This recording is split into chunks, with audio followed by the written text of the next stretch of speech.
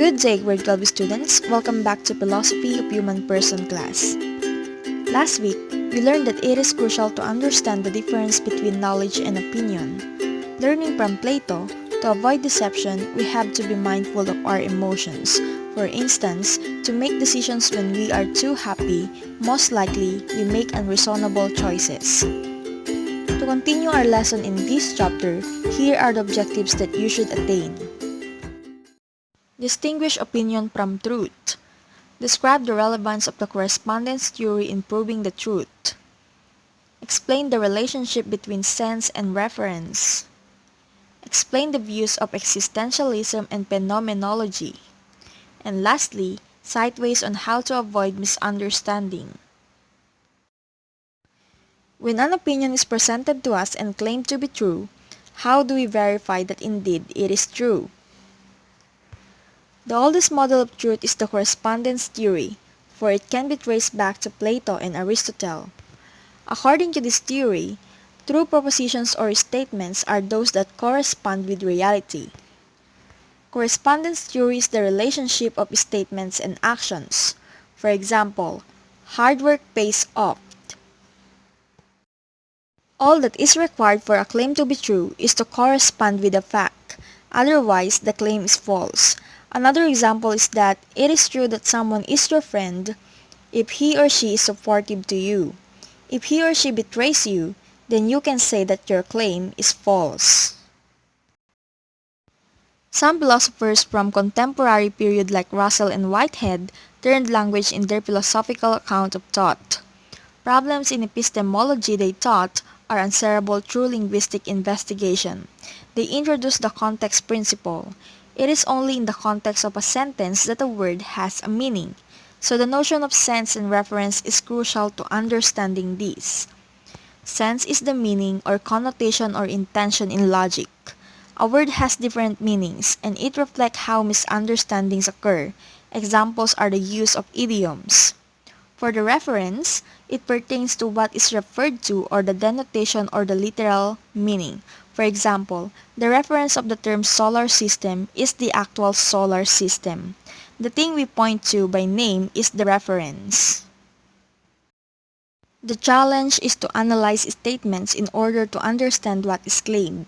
The difference between sense and reference led to the idea that the meaning of any given sentence must be taken from the meaning of its parts, since the entire sentence provides the context.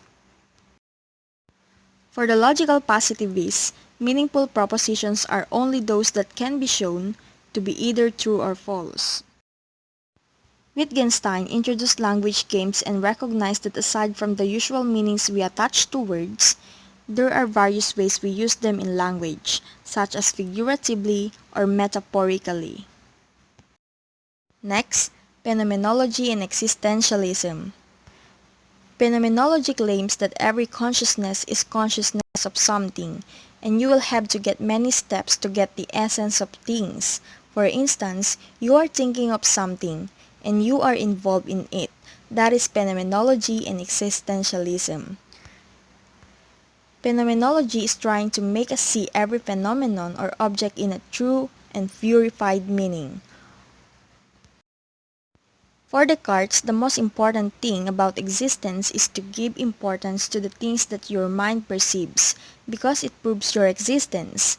And for Husserl, even if objects are no longer present, you can always play up its existence in your mind. So this makes you understand the objects that you intentionally perceive. The essence of every object should be investigated and understood. Back to things themselves is a motto employed in phenomenology because we have been accustomed to seeing and understanding things instead of investigating its essence. For example, funeral customs in the Philippines include serving the sympathizers food, but we do not really understand that the ones left behind are grieving and yet they have to offer food.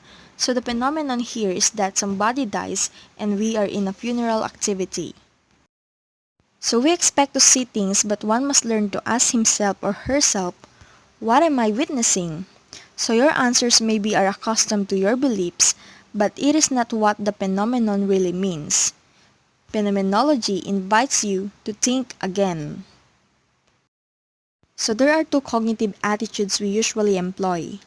The natural attitude, when we are comfortable with the things that we already know, and the transcendental attitude, when we try our best to direct our consciousness to investigate the essence of every phenomenon. So through this, we understand that there is something more to see and know. We can arrive at truth through our experiences because we are conscious beings. Existential phenomenology makes us see what every existing thing means to someone who experiences it by reflection and true awareness of himself as an existing being in the world of things. So anyone can know the truth if they are not lazy to think.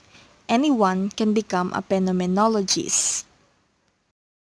According to Jean Sartre, existence precedes essence. An existentialist believes that any person can create meanings and he or she must be responsible for it. Through our awareness of our experiences, we reflect as an existing being in the world of things. Subjectivity means that I create meaning for myself. I ask about the world, but I must not forget that I am involved in experiencing and investigating. An existentialist person is subjective. When somebody tells you you must be objective, that means you should give the right answer regardless of what you feel. Even when you try to deny it, the answer means the same. As a theory, existential phenomenology makes us appreciate the myriad of meanings that people attribute to their daily experiences.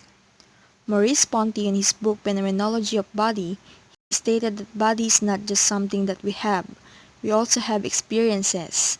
What happens to our bodies affect the way we think. So that ends our lesson for today. If you have questions, please message me at y.whiteimbreza@gmail.com. Have a great learning day!